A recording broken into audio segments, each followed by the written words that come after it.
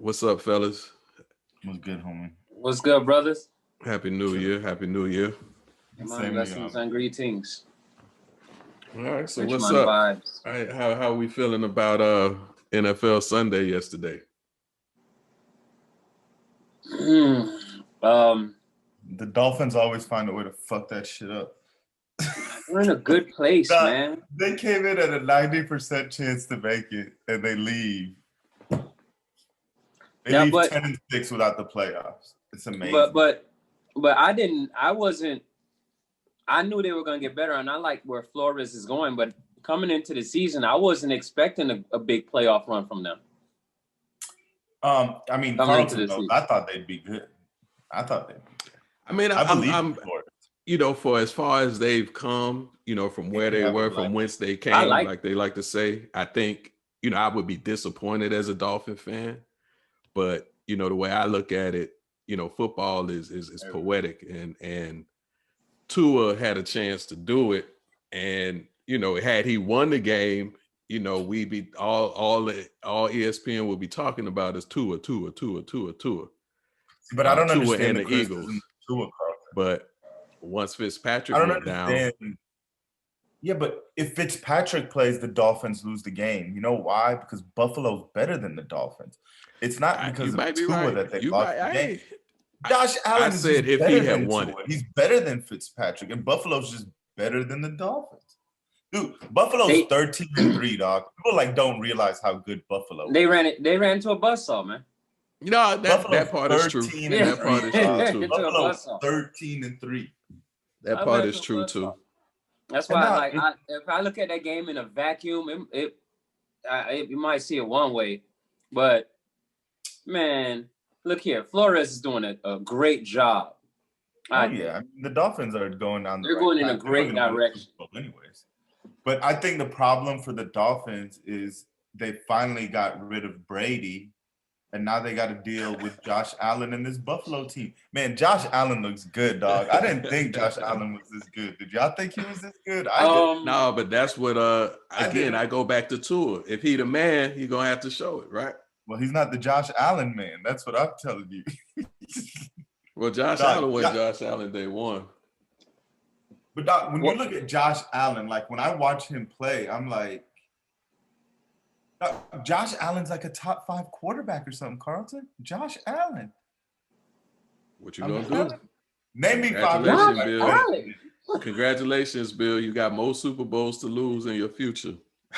You got Mahomes and Russell Wilson are better. Okay, I'll take them. Right. Who else is Aaron Rodgers? That's Aaron Rodgers. Who else is better than Josh Allen? He's better than Drew Brees right now. You wouldn't take Drew Brees over Josh Allen. Dreaded it. He's better than Drew Brees. You wouldn't take Roethlisberger over Josh Allen. Experience, but I hear you. I mean, experience, but he just did Roethlisberger. Oh yeah, you got a young bull, right. But there's other now. You're right. Is he the most impressive of the young crop to you? I mean, he's Mahomes the best passer. Considered the young crop? I mean, aside from Mahomes, he's a better passer than Lamar Jackson. He's not as exciting. Allen. I would take him over Lamar Jackson, though. Who would you take? Yeah, you got to. If you're trying to, do what a quarterback do, which is throw the ball down the field, you have to. But, dog, Josh Allen can run the ball, too. Not like Lamar Jackson, but he can run. Right. Yeah, he can throw on the run. He's impressive enough. He's not like some scrub. He's not Lamar Jackson, but he can run. I like Buffalo, dog. I think Buffalo will be in the AFC Championship against Kansas City, and that's where their season's going to end. Who's the 2 seed? Who's the 2 seed in the AFC? Buffalo. Okay.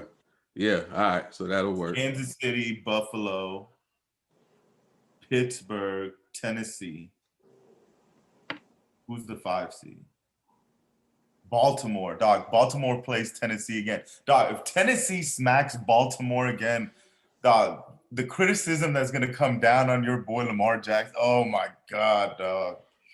But he don't play defense, so who want to tackle Derrick Henry? Yeah, but he should shred this Tennessee. That's what they need to be scared of. Yeah. Shred them how? Running or passing? Huh? Lamar Jackson should shred them. Not good at all this year. Right. I mean, dog, whatever it takes. Like, because I don't know, man. Like, Tennessee's going to try to run the ball, like you boys said, with Henry and keep him off the field. When he's on the field, he can't panic. You got to be patient. He's got to show up in these playoffs, dog, because people are going to start to think he can't get it done. Yeah, we'll see. So Josh Allen won yesterday. He's the winner yesterday. How are we feeling about the Philadelphia Eagles? I mean, they weren't privy to this, man. That was some fuck shit. Just completely gave the fucking game away. And dog, you know, Carlton is a Giants fan. Like, for the people that don't know, I don't give a shit about the Giants. I'm a 49ers fan. Craig is a Dolphins fan, correct? He's not even a Dolphins fan because he's smart. I support the home team, but I kind of gravitated to Las Vegas when I was younger. Well, not Las Vegas, but the Raiders when I was younger. I don't know if I'm following them to Vegas though. I'll just ride it out with the home team. I just whatever. But I don't know. Back in the day, I didn't fall in love with football like everybody else. It was just like, okay, I like Bo Jackson. And then there you go. That's because we was playing Tecmo Bowl. Exactly. Like him and Christian McCoy were the best players in Tecmo Bowl. All the American boys. And I'm like, all right, good. This cat is dope. What? He running people over? What? And everybody was claiming on the other cats, like Kevin Mack was the other one they would claim on the game. So you had to make your claim. You had your running back, and that's when I became a Raiders fan because I started using dude on a video game. Yeah. I wonder how many people had that same story. Huh? Craig, did you see the Eagles game? No audio, but I saw it. Yeah, and I got confused at the end. I thought Buddy was hurt. Where I'm at. Yeah, without audio, you think Buddy was hurt. Like, without audio, you definitely think that. He was confused. Everybody was confused. Everybody between that, the basketball scores, I was like, man, just let it go. Well, we're not confused no more. Yeah, we know what he did. We know what he did. Do you blame him? Do I blame him? I just think, Doc, everything is like situational to me, right? So if this was to get them the first pick in the draft so they could get like Trevor Lawrence or some shit, then I'm like, I agree with the Eagles because you got to look out for your franchise. But to go from the 9th pick to the fucking 6th pick, that doesn't make sense. And then to me, you know, and I was telling Carlton this earlier, as the coach, the minute you decide to do this, you tell your players, I'm not about winning. And to me, you lose the team. Like, he can't even be the coach of the team anymore, in my opinion, because football is not like basketball, where a basketball franchise will be like, I'll tank. And the players go out there and they run around in the little shorts and they jump around and they fucking lose 70 games, right? Football, they're out there, dog, and you could get hurt on any play. Your career could end at any play. So the players, they go out there to win every game. What does it tell the team when you bring in the 3rd-string quarterback who's a jabroni? He can't even catch the snap, Craig. And you put him in a game that you could win. That doesn't make sense to me, dog. Like, that's crazy on their part. It says something to me about like the Eagles culture. I think their culture is fucked up. Devil's advocate. Could they be? What if he's planning to pack? He could say he has 2 solid quarterbacks that he could package plus position to try and move up for. Or, I mean, that doesn't seem reasonable. But does he have stock in having 2 quarterbacks there? Is he trying to do an overall? And he's even going to be around. They said he's coming back. So to me, I don't know. They said he's coming back. Coach that team. I don't know how. Yeah, they said he's coming back. Yeah. I don't know. You got me on that one, brother. Like I looked at it. I'm still mind blown. I like I said, I thought he was injured. I woke up today finding out otherwise. Well, you know, as a Giants fan, the way I look at it is his team to do with what he chooses. But there's also the sportsmanship dynamic, and it seems like that's the unwritten rule that he broke. But the Giants 6-10, so if we really wanted to win the playoffs, Evan Ingram could have caught a couple more balls early in the season. But say la vie. Fuck say la vie. Evan Ingram, if you're listening to this, you suck. Not a fan. Garbage. You look like Tarzan, play like Jane. You suck. All right, so then what's popping in basketball, Craig? That's your thing. What, Steph Curry losing his mind? What's going on with him? Yeah, man, he had to give a little reminder, man. I just he heard the internet and responded like only Steph Curry could respond. But then at the same time, I think we're gonna see some, with the bookend games the way they're set up, we're gonna see some little explosions like that. Is he the best shooter in NBA history? No, he's one of the best shooters we've ever seen. And look, all right, he's the greatest shooter of all time. There's catch and shoot shooters, and then there's off the dribble shooters, and he's both. Right? Okay. There's no pattern. Some people, they're just one dribble pull up. Nah. It's set shot, it's jump shot. It's all one dribble, it's off three. It's off combo moves. You know what I mean? He's giving it to so at this point, as far as pure form, I grew up on the Ray Allen, Reggie Miller, right? But man, what I'm form is garbage though, dog. When you watch Reggie Miller shoot, his form is crazy, Craig. Like, dog, he flicks both wrists. Like, he's just an amazing shooter. Yeah, it's like a lot of things. Once you get consistent at it, even if it's a bad habit, that's that old outliers theory. Even if it's bad, you could get really good at a bad habit. It might not be. There are plenty of great shooters in NBA history that had not traditional forms. Larry Bird didn't have a traditional form either. He had a pretty good shot. You know what I'm saying? It's the repetitive motion that they perfect. Yeah. The most great coaches I've ever played with. But dog, Curry's a better shooter than Reggie Miller. He's a better shooter than Ray Allen, dog. Yeah, it's one of those things like I have trouble putting it in a sentence because of my generational bias, but it's the truth. Okay. Yes. I have as long as we get to the truth. As long as we get to the truth. Like I grew up. I also had. Dog, I got into an argument, and I don't know if Carlton was paying attention into Carlton and I in about Steph Curry and Kyrie Irving. And I was in the minority in saying that Steph Curry is better than Kyrie Irving. But that to me is just without a doubt. Like in my opinion. If I'm starting a team. A starting team? Yeah. I'm going if you pick a starting team. Better player? Who's the better player? Just right now in their careers that have transpired, who is the better player? I mean, Steph is having the better career, in terms of rings, leading his team, being a person who believes the world is round. About, we were accounting into everything. One of their arguments was coming. They said he's a better scorer.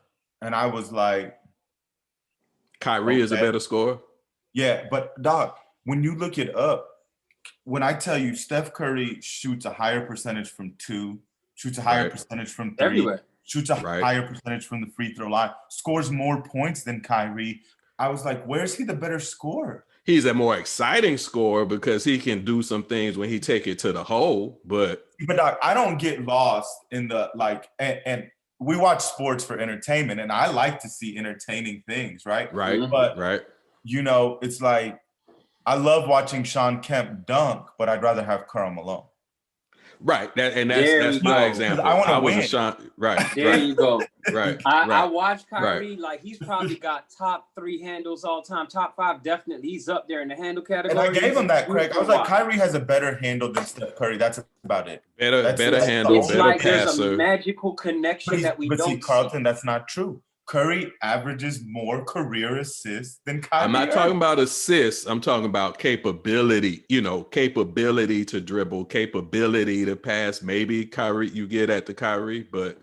And I would argue with you that Curry also doesn't get credit for how many assists he creates just by him moving off the ball. Because people fly towards him. But that's what I say. I mean, if I'm starting a team, Curry's also a better rebounder. I want hard. Who's the better defender? No, and to me, it wasn't even like, if you think about the history of basketball, right? The story can't be told without Steph Curry. He's the greatest shooter of all time. Kyrie is like a blip in the history book. Kyrie will get skipped. Kyrie will get skipped. He ain't gonna get skipped. They gonna because like, he has a crucial finals moment. Keep him out though. No, he has a crucial finals moment. That's why he won't get skipped. He has a crucial finals I'm talking about in the discussion. I'm not talking about Hall of Fame. I'm saying. And I was also saying when Curry, before they were the Warriors were still competitive. When Kyrie doesn't play with LeBron James or Kevin Durant, his teams are garbage. When he's the best player on the teams are absolute garbage, dog. I don't want to build a team around him. I don't want him on my team, but I like watching him play. I like watching him play too. And that's saying that about Kyrie. And in regards to Steph, he changed the game because, look, basketball, offense is creating space, defense is destroying it, right? Yeah. When you got a dude that's splashing like that or can drive by you and he could start that far back, your defense has to shift. That means somebody's open back there. Like he's just, if somebody shifts to help, they're open. If they don't come to help, they're either getting beat or they're not close enough. Where do you want to pick? Like, he changed point guards in a different way, but much like how Magic Johnson changed the point guard position. And that being said, I know positions are dying in basketball. If not, they're already dead. But if we're going to hold true to positions that are still put on paper on the internet, he's changing it, or it has changed it.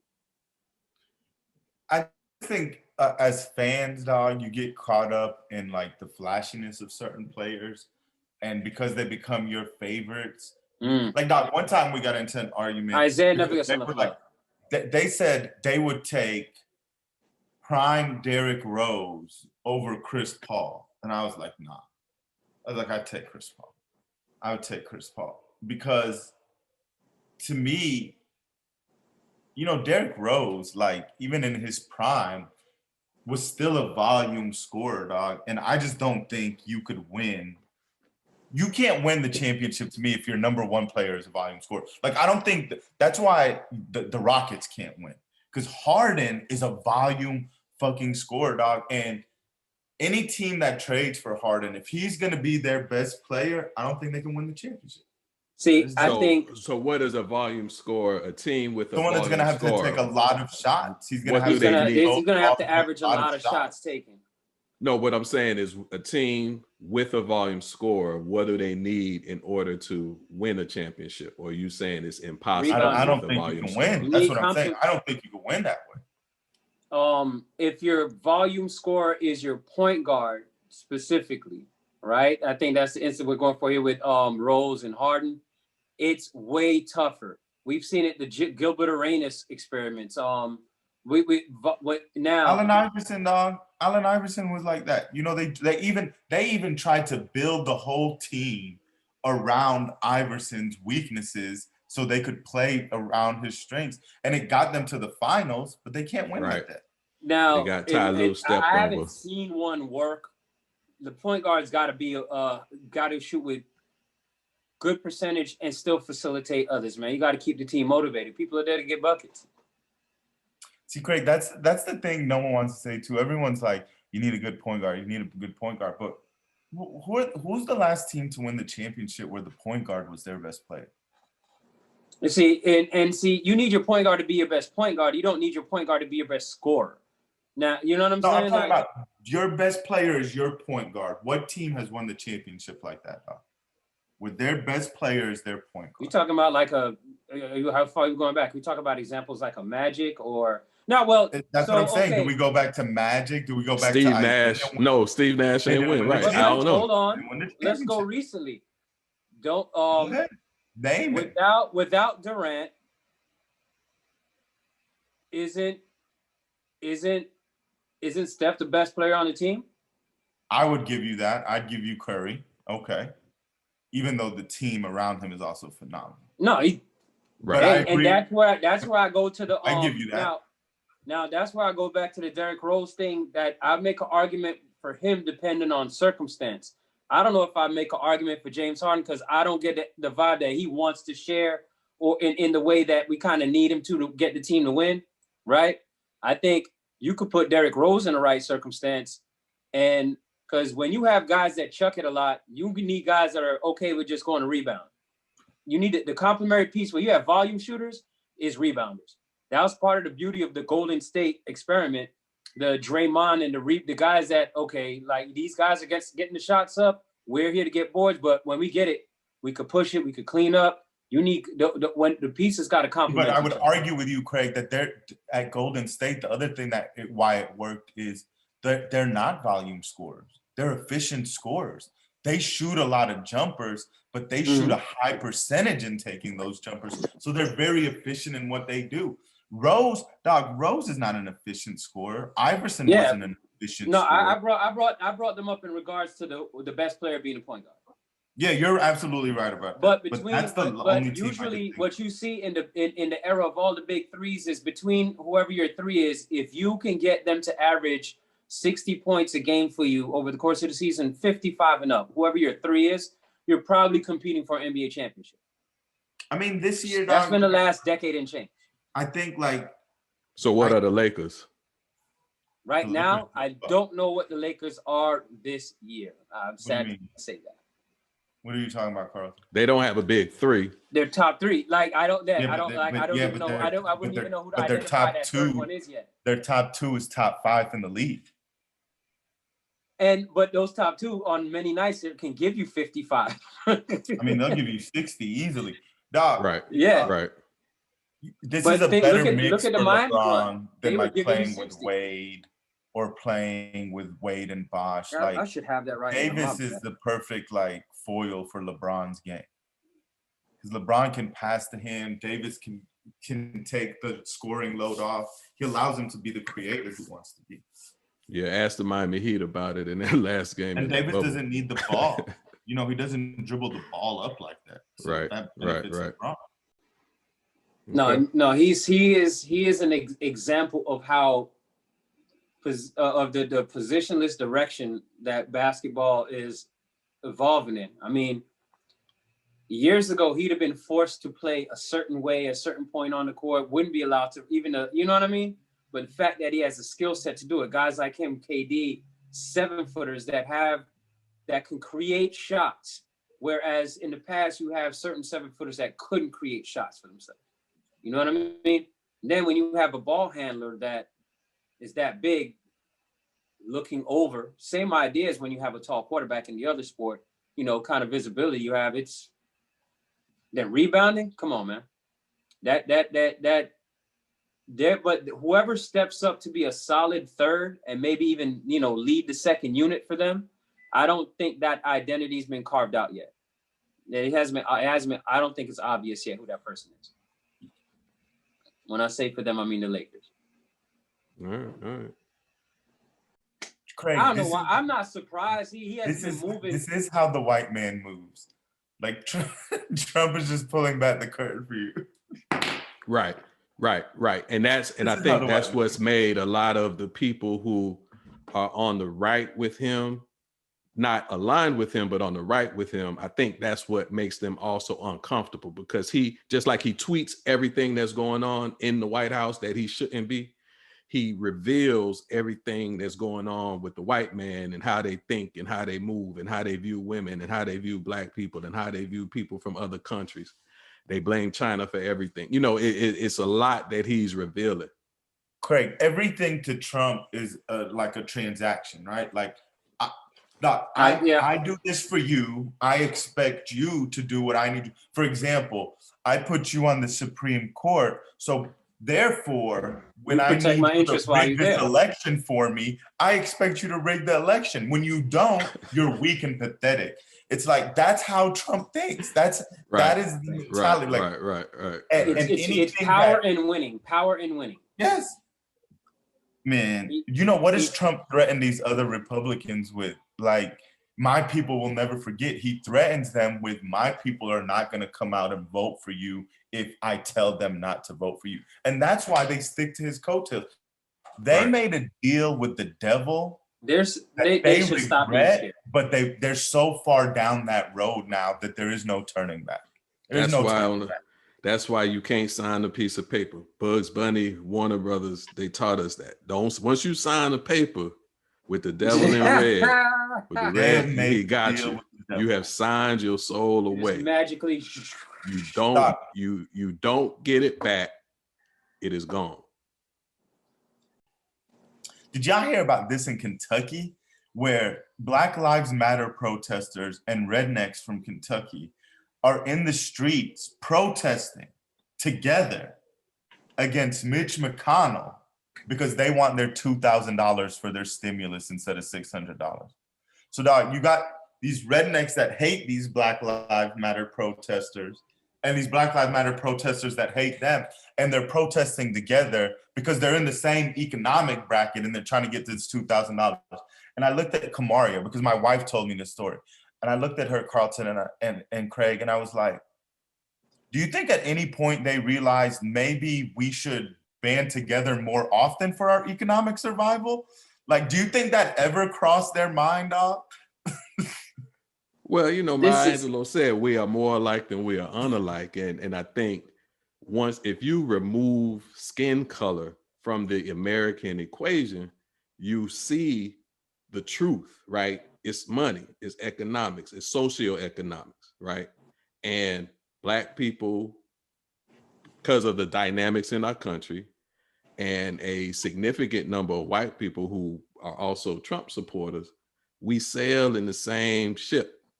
We sail in the same ship. We got kids that we're trying to feed, families that we're trying to take care of. Our public system is failing us in the schools and the roads and the infrastructure. That's what we need to be voting for. That is what we need to be holding the politicians accountable for. But both sides feed everybody rhetoric in hopes that they vote based on how they've always voted, driven by this rhetoric.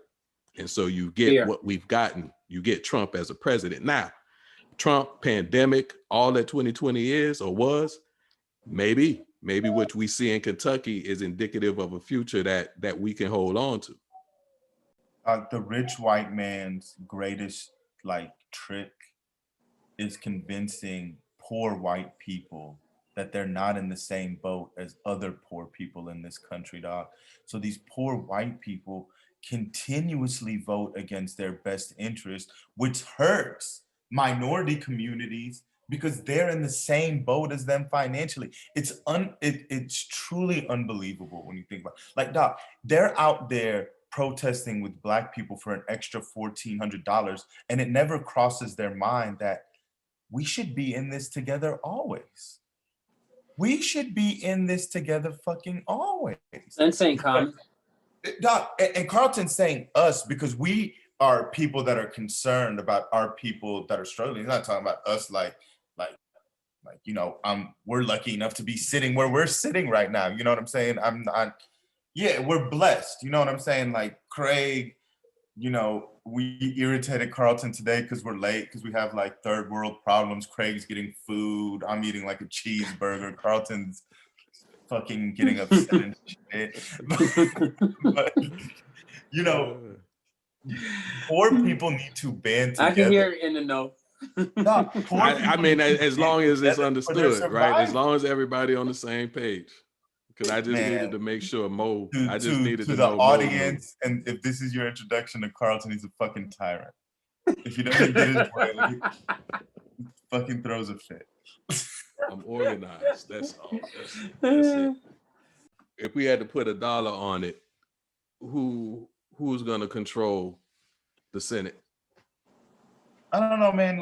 Georgia, to me, in my mind, even though it did go for Biden, I still view it as a red state. It's hard for me to see 2 Senate seats going to 2 Democrats. It's just hard.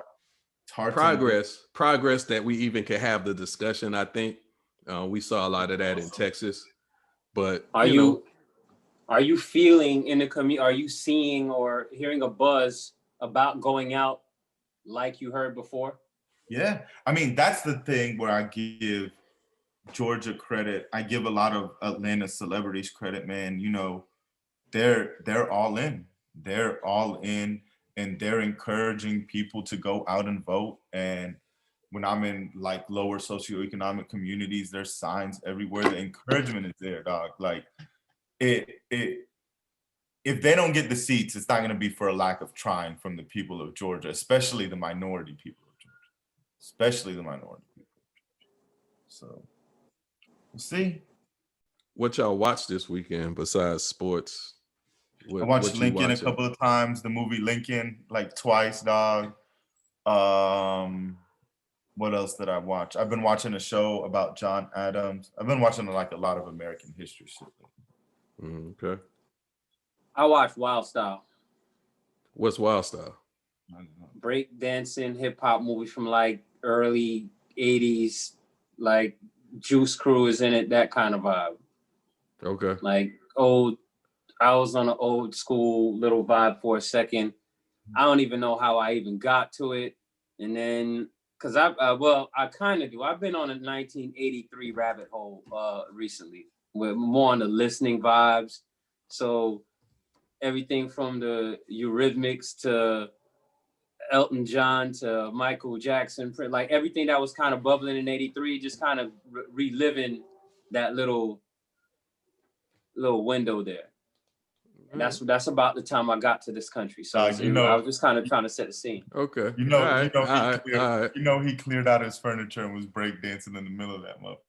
I mean, if you still got it, do it. You know, I could. Man. See, look, he tried to bust out some moves. If you still got, I mean, breakdancing, I let go. I couldn't figure it out no more. I had it for a little while, but I got up, but then I realized I should stretch first. Yeah, the spinning, I just realized I shouldn't just go right back. Like I shouldn't just get gassed. I was getting gassed up because I was feeling a little, and I like no. I'm gonna just watch. Yeah, so I binge watched Bridgerton, and Queen's Gambit. What is Bridgerton about? Live. It's a it's a series on Netflix. Shonda Rhimes, who does Grey's Anatomy and Scandal. She did it. It's a great show. But Queen's Gambit is super live. Queen's Gambit. That's about Bridgerton is a select audience. I get it. But I've been hearing the buzz about those. Yeah. Queen's Gambit got some life lessons in it for you. You know what I'm waiting on to come back from? I'll check them. Is they had this thing called the Arthdal Chronicles that I thought was ARTH Arth. Yeah. They had two. I think they I don't think they finished the production on the next season they're going to release because of COVID. But if you don't mind subtitles, it's a really dope allegory there on. Talk about third world problems. Go ahead. Yeah. I'm sorry. We don't like to read. Yeah, man. Because what it is, the TV's too big. You can't watch the action and read at the same time. No, it's not. The TVs are too big. We just don't like to read. I don't mind. I throw the subtitles on. When I was I'm talking about the general population. When I was watching Bridgerton, I put the subtitles on because everybody got English accents. Some of them shows, like how Downton Abbey is it? Blinders. Do y'all watch Peaky Blinders? Same, yeah. So when those shows, I gotta put the sub. I gotta put the subtitles. I agree with y'all. I don't care about the subtitles. No, it's not. So hold on. Is Bridgerton in the Downton Abbey family there? No, it's more Kings, Queens, 18. Okay. 18 something. 1816, 1864, something like that. Yeah, okay. Yeah, Downton was the death of the monarchy. What happened? Queen's Gambit is about the monarchy? No, Bridgerton is monarch-ish. It's but they put a spin because his diversity is black. The main actor is black. He was in love with a white woman, so it's the diversification of America. And what time period is this? 18. It's make believe for sure. It's make believe. Don't worry. This nigga got a death wish. Queen's Gambit. Queen's Gambit is 1966ish, and the main character, she's a genius chess player. She's a genius chess player.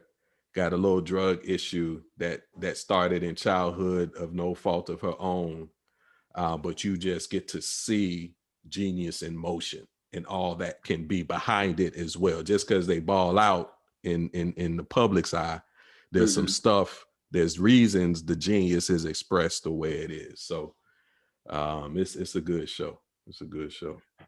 Dog, if you were a black man in love with a white woman in 1860, that was like suicide. Can you imagine that shit? That's like suicide. Man, the miscegenation laws say it's always been going on, man. What? Dog. Carlton, you've seen Lincoln. Craig, have you seen Lincoln? I have not. Man, I recommend Lincoln. Run it. If you want to understand how American politics works, everyone should see Lincoln, man. Yeah, I think for sure. Is that Hulu or Netflix? Lincoln, man, you actually have to rent because it's many of them. I actually rented it from YouTube. I regret renting it. I'm just gonna buy it outright because I need to have it. I just really enjoy the movie, dog. Well, for those of you, like, I'm a history teacher, so the movie is historically accurate, so that means a lot to me. But it just, it shows you what needs to be done in order to get things done in our political system, the way it's set up. And you can't always like just jump out there and say shit like, I don't know, like what, Carlton, like defund the fucking police. You can't say shit like that and expect to get shit done. It's not gonna work like that. That's reckless. I don't like that. Yeah, Lincoln shows you how you need to move. Like, dog, think about it. Like, Lincoln is a man that gets slavery abolished during a time where there's nothing but racists in the country that are profiting off slavery. He gets that accomplished during that time. We should be able to get police reform accomplished, but it can't get done screaming things like defund the police. Like, that's not gonna work. Right. So like, everyone should check out this movie, man. Everyone should check it out to see how you have to move to be successful in getting shit done in our system of government. I admit I haven't been, unless it's like finding random anime or something, like I'm all in on the escapism. I have watched nothing that I see on the Twitter timeline. I don't know. It's not out of defiance. It's just by the time I sit down. Yeah, I mean, if you are living in balance, if you're living in balance and aligning with your heart, there's only so much time to consume all this stuff, right? Like I binged watch instead of watching boring ass bowl games, right? So I made a choice. If I chose to watch the football, I wouldn't have seen the chess matches in Queen's Gambit. Yeah, so it's balanced. I mean, you coach, you watch basketball, you teach basketball. You got a life. It's just balanced. When you have time and you're dedicating the time and doing some self-love and saying, I don't want to think. That's what Netflix for. It's for chilling, and it's for when you don't want to think. Where I feel like blessed is like I love history, so to sit down and like watch the things I've been watching is entertaining for me, and it's just like educational. Mm-hmm. So that's part of your balance. That's part of your balance. I just been a little bit off, man, on that. See, I don't care for other educational things. I really just like American history, dog. I like my good old fucked up, racist, white, colonizing American history, dog. All right, well, that's a good transition into my next question, because it's who are you all listening to, and I'll start with saying Jack Harlow, white boy out of Kentucky. Okay. He's been getting a buzz. I likes dude. I likes that dude. New rappers. So that's why we talking about it, because it's you from an era where it's a lot of new stuff just not gonna work for you. Jack Harlow studied that era. I don't know what camp he from. He mentioned Puffy a few times. He's acquainted with our boy down in Miami on the Heat, the one that Tyler Hero. He got Lou Williams top. He's the one that posted the picture with Lou Williams at Magic City with the lemon. So he that album is fire. I've been seeing him on the timeline. I've been heavy on Griselda. Anything Griselda, Conway, brothers out of Buffalo. What's his name? Dre London always tells me about him. What's his name, dog? Conway the Machine, Benny the Butcher. Benny the Butcher camp. That camp is fire. They old school too, because them boys, they in their 20s. Man, and their features, they got cosigns from Meth, and like they do like the collabos they've done have been amazing. The flows and tracks are reminiscent of an era without sounding like it's rehashed. Correct. Right? I agree with you on that. I agree with you on that. Yeah, because that, the wordplay, but people, it's one of the things I'm pulling up to my teaching job, and I love listen to the content. You know what I'm saying? These boys are talking about moving all kinds of pounds and weights and whatever. You know what I'm saying? Like, they flip it, other entendres, good stories, but I just love the vibe, the energy. They remind their features. They get competitive lyrically. I'm with it. So if nobody knew, Mo, who you listening to? Who you went back to? Who moved you recently? I mean, always, dog. If you ask me this question, always in heavy rotation, it's Outkast. I've been listening to AT Aliens a lot, man, because it had one of me and Carlton's favorite songs is on there, dog, and I listen to this song all the time. It's like therapy for me. 13th Floor, Growing Old. Dog, that is like one of those songs to me where you could see points in your life flash by as you listen to like the lyrics of the song go by. Like you could see your life go by as you listen to this song. I always get a little emotional at the intro. Like memories of yesterday, and it just fade out. When the song opens with his spoken word is so hard. Very moving. He and his 12 disciples made 13, a righteous number of righteous men. Even Judas the betrayal came true in the end. Dog, so always listening to that. I've been listening to Nipsey Hussle's Victory Lap. I enjoy that album. And what else, man? Really just Outkast and Nipsey Hussle recently, dog. That's it. That's fair. I mean, you can't go wrong, right? Mm-hmm. So and R&B, dog. I've been also listening to R&B. I feel like R&B today lacks. So I've been listening. Dog, what the fuck happened to the 4-man R&B group? Like that shit is gone. Money. You see one of the main ones. You had Jodeci tried to kill each other. Jodeci tried to kill each other. There's no Boys to Men. And the deep voice on Boys to Men quit the group. I mean, you talk about glue. Who want to listen to Boys to Men without the deep voice talk? They only had that buddy around for his handicapped parking.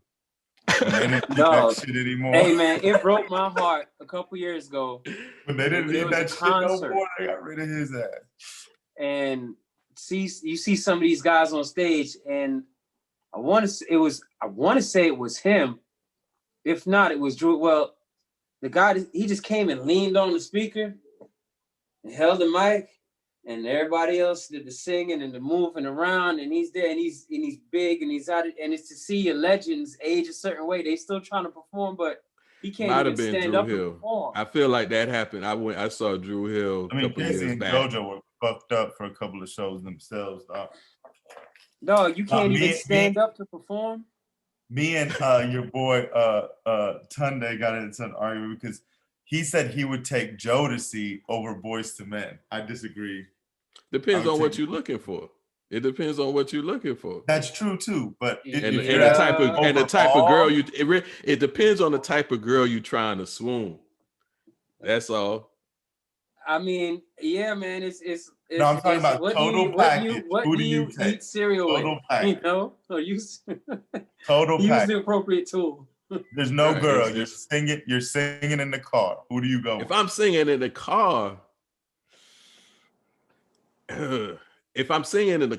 Boyz II Men get the album because their first album to me is their best album. But if I want to sing till my throat don't work anymore, I'm playing that Jodeci, man. I'm playing that what's the title of the second album? What's the title of that Diary second of a Madman? You already see it's on the tip of your tongue because you know that Diary of a Madman. If you ask me what I play more, I play more Jodeci than Boyz II Men. Right. But I also like that first Casey and JoJo album is a classic album, man. Just the Brothers. Just the Brothers. I love that album. The second album was garbage. Oh my God. With that, did it even have a song on it? Did it have a song on it? The second album? I don't even. I know I got it. The first single was called Fee Fi Fo Fum. I remember that. That shit was terrible. The first album. But to new R&B, Raheem Devine released the album towards the end of 2020. That's live. It's some new folks out there, like younger women in particular. I was gonna say, dog, most of the new shit that I like is from the women, to be honest. Yeah. No, the girls holding it down. There's a couple songs off the Division album that I like. That had a collabo with a young lady at the end called Again. Great ballad, well written. Like I'm a sucker for a good ballad.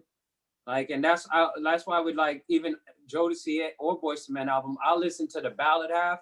I couldn't name most of the mid to up tempo songs. Right. But yeah, so Division had one. Division had an album in 2020 that I really like. DVSN is how they spell it, of the newer. And that, that's a nice little vibe. I'll recommend that. I'll say check that out. Yeah, Janae. And female MCs, Eve. She got something new?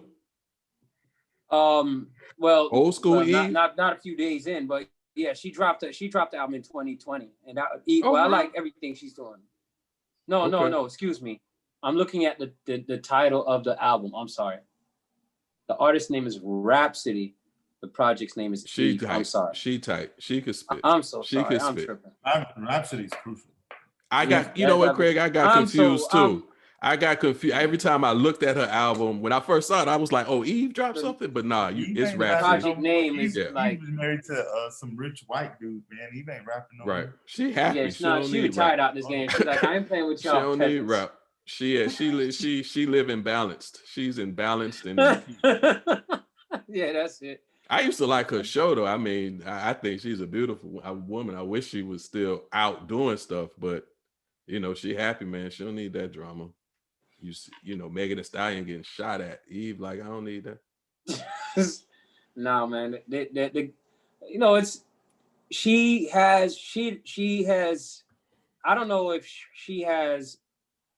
No, let me say it. She still has a niche audience. I don't know how she could mobilize them, but she still has a niche audience that's out there. Who are we talking about? Eve. Oh, really? Shit. Okay. She ain't trying to do nothing though. Yeah, that's what I'm saying. She earned it. Shoot, we all trying to get there where you could. Yeah, you ain't trying to. If you ain't got to do a lot, do it. She put in her brick. She put her brick in the hip hop game. I would take the money. I would never want the fame. You could have the fucking fame, dog. I would. That's why you money. I would never want the fame. And that's a good segue to our departure, because that's why you do podcasts. They just hear your voice and they like, is that you? You be like, nah. While you riding around in your Ferrari. They don't know what you look like. It's the anonymity. That's the word for the day. Anonymity. I couldn't spell it if my life depended on it right now, but it's the anonymity. That celebrity life is hard, man. Look at Bruce Jenner. Celebrity. I think I was popular for like 30 seconds my whole life, and I ain't like it. Who is he now? He's not Bruce Jenner anymore. What is he? It was too hard. It was hard on the Bruce Jenner, and here we are. But he's not Bruce Jenner anymore. What does he want us to call him? Kylie. Oh. What is his name now? Her name? What's its name, Carlton? Her name. Her name. I don't know. Oh, wow. Yeah, slip. I'm just saying. That's Google is your friend. I feel you on the her. Google is your friend. I'm like, wait, I don't know. I feel you on the her. Caitlyn Jenner. Caitlyn Jenner is her name. But you called her Bruce earlier.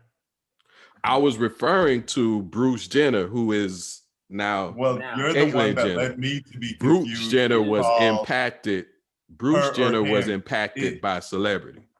So, but it's your fault. I called it. You take blame. That's my fault. She. You called it Bruce. I say it like this. Whatever the person wants to be called, that's what we do. And so there may be somebody that says refer to me as it. But Caitlyn is a her. But like, what if her rolls up next to the stall next to you and whips out her dick? Is it still her? I mean, it's up to at this stage in life. At this stage in life. What I did, hear me out. At this stage in life, if you pull up next to me at the stall in the urinal, as long as you look up, it's all good. I ain't gonna trip. You in a dress, you in shorts, you can be butt ass naked. I don't care. If you could stand up, because if you could stand up, push it forward so you ain't pissing on the floor, you ain't pissing on me. And you look up. Just don't look at me and look down. Just look up, mind your business. It's all good. It would be awkward in America if someone in a dress rolled up and like came up to the urinal and pissed. But dog, that's only because like I was talking to someone about this, like dog, because I don't get the argument about transgender people using the bathroom. They should just make it so the same different genders are using the bathroom, dog. What is the problem? Like, you're not going to be more likely to rape because a woman uses the same restroom as you. You're more likely to rape because you're a fucking rapist. It doesn't, like, that's the part about, I don't care. Like, dog, I'm going in there to take a piss or to take a shit. I don't care what gender's in there with me. It's irrelevant. I don't understand what. Get out of my way.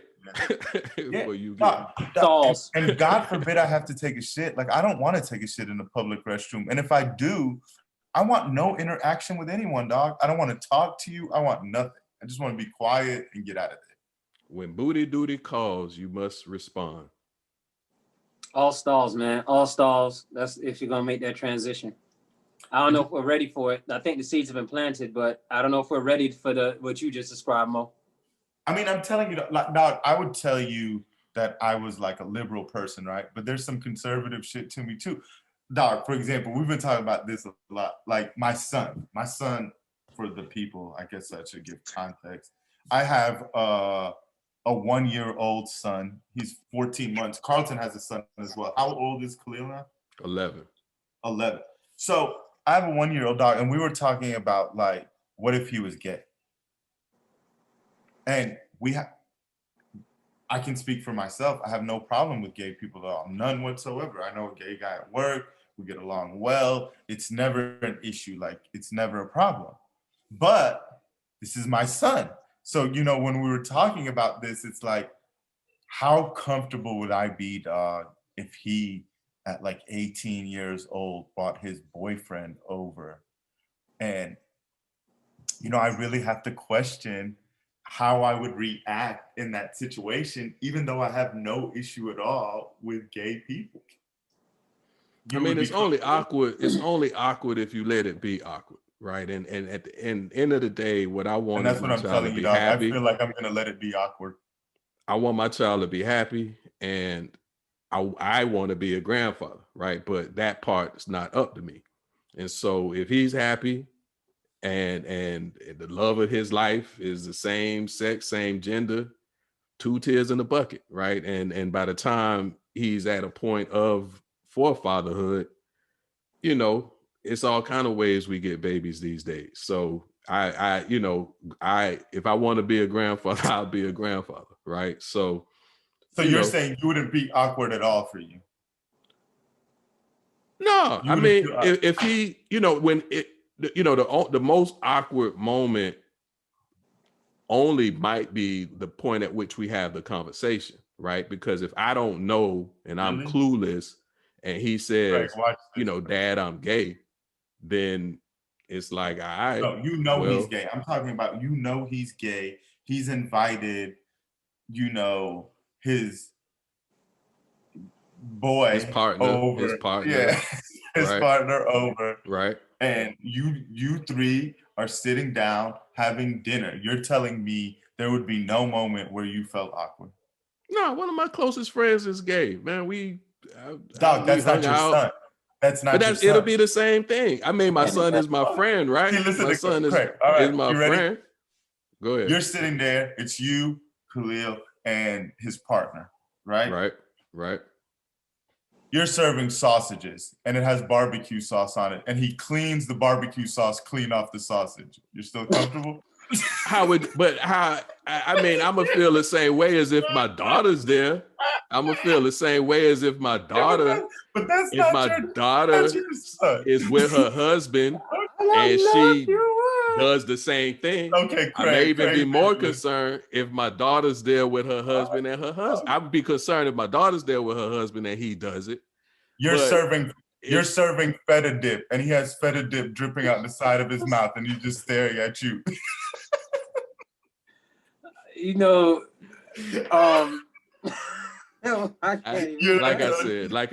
stay by what I originally said. I'm not ready. Awkward if you make it awkward. And I don't like awkward. I don't disagree with you. I'm just telling you, I would make it awkward, dog.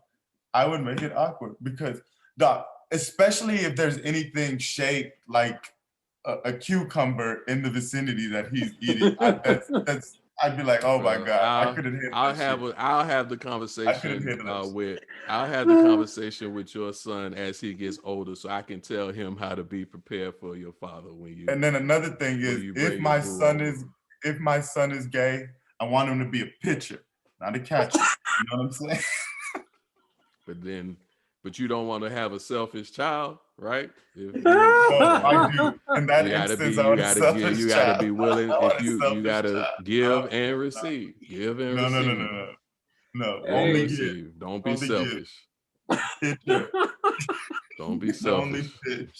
The only pitch. Don't be selfish. I'm telling you, man. Don't be selfish. You got a lot to worry about, dog. I can't even imagine the conversation, bro. I can't. Like I'm like you. The scenarios you're describing. Part of that is I don't have a son, right? Like you have a kid, you start thinking about a lot of shit. I could only imagine. Like just hearing this right now, I'm like, yo. I mean, and I agree. I mean, you see it on TV, but I never thought about it. Like, yo, he's gay, dog. That's not like I don't know. There's nothing wrong with that. It's the part where what I'm telling y'all as my brothers is I would love him to death no matter who he chooses. And like Carlton, I agree. I want him to be happy. It's me that would have to adjust. And I realize this. And I'm not even homophobic. It's just because, like Carlton said, I have friends that are gay. It's because it's my kid. It's my kid. Yeah. And as a straight male, especially like where we come from, you never, like you always want to have a son, and you envision that son marrying a woman and giving you a grandbaby. Right. In a traditional way. In a traditional way. And for me, I have an imagination, right? I have a vision and hopes and all these things that I want for my son. But what I also realize is that's me. Those are my dreams, right? It's about, as his parent, it's helping to, you don't want to project. It's supporting your child to live their dream, because he may not be gay, but he may not want kids. He may not be gay. He may not want to get married. He may not be gay, and he may want to live in, Antarctica. So I only see him, once a year. So there's all types of things that can occur that I may not like or may not be in favor for. But if this is where his joy is and where life takes him, my role in his father is just to help guide him there. It's not my life. I got my own problems. So if you happy Don't be selfish. Your daddy want grandkids, so figure that shit out.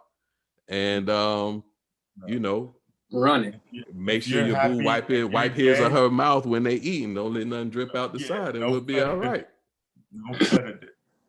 Dog, my son is gay. I want him to be happy and selfish than a motherfucker. Only a picture. Yeah. All right, fellas. I think I'm gonna call it a night. Number 1 in the books.